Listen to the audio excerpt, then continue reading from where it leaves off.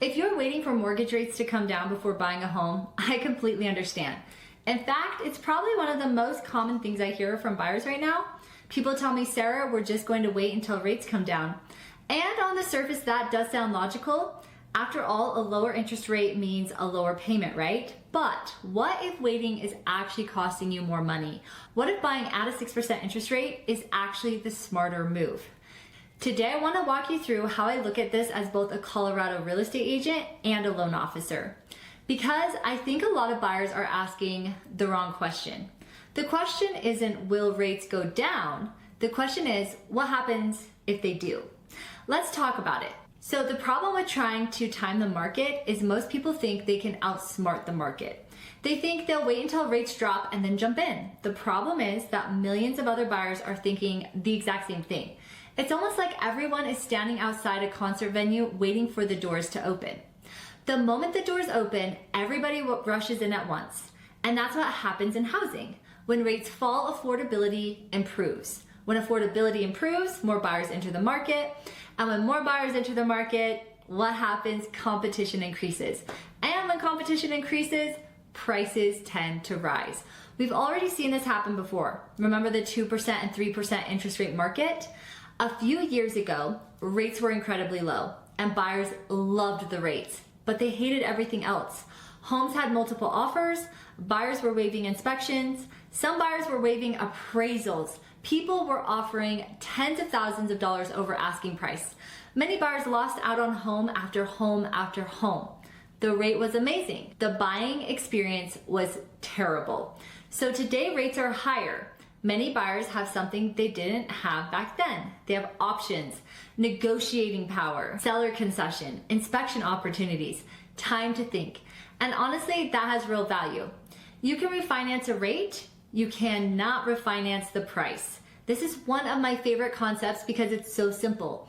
Let's say you buy a home today, maybe your interest rate is 6%. A year or two later, rates drop to 5%. You may have the opportunity to refinance. Now your payment improves. Great. But let's flip the scenario.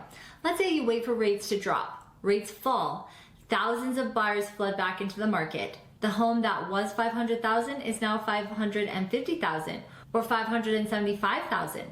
You can refinance a rate. You cannot refinance the purchase price.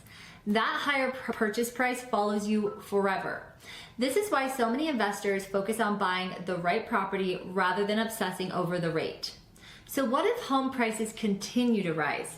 Nobody has a crystal ball. I certainly don't.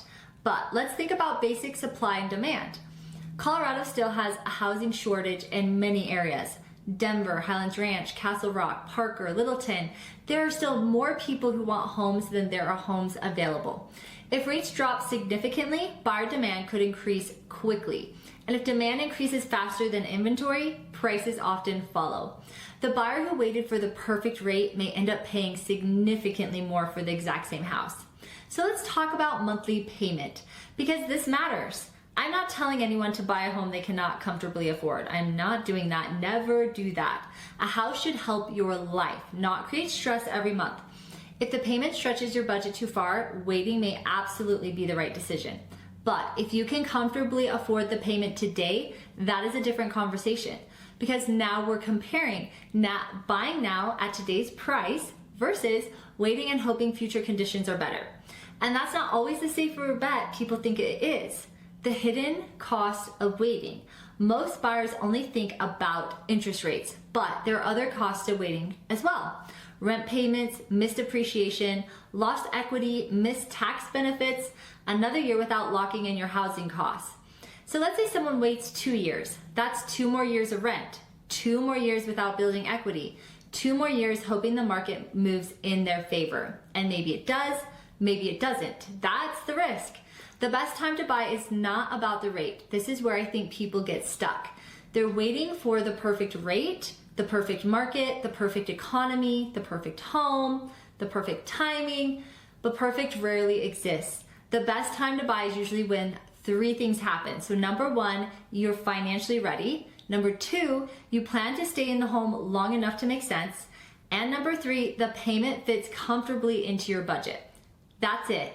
Those are the factors you can actually control. Trying to predict exactly where rates will be 6 months from now, nobody knows. Not me, not your lender, not the economist on TV, nobody. So let me give a real example. Let's say buyer A purchases a $500,000 home today. They get a 6% interest rate, they move in, they start building equity, and they begin benefiting from appreciation. A year later, rates fall and they refinance. Now let's look at buyer B. Buyer B waits, rates drop, but now that same home costs $550,000 because demand increased. Sure, they got lower interest rate, but they paid $50,000 more for their property. Who got the better deal? The answer depends on the numbers, but it's not nearly as obvious as people think. So I'm not here to tell you that everybody should buy a home right now. That is simply not true. Every situation is different, but I do think many buyers are making a mistake by focusing only on interest rates, and that's what I'm trying to convey. The rate matters, of course it matters, but it's only one piece of the puzzle. The home price matters, your monthly payment matters, your long-term plans matter, your ability to refinance later matters, and your opportunity to start building wealth through home ownership matters. So instead of asking, should I wait for the rates to drop, try asking, if I found the right house today and the payment made sense, would waiting actually improve my situation? That is usually the better question. And if you're thinking about buying a home anywhere in Colorado, or if you need a trusted real estate agent anywhere else in the country, click the link below, fill out the form, and I personally reach out in the next 24 hours. So I can help you on the mortgage side, the real estate side, or connect you with an amazing agent in your area. Thanks for watching, and I'll see you in the next video.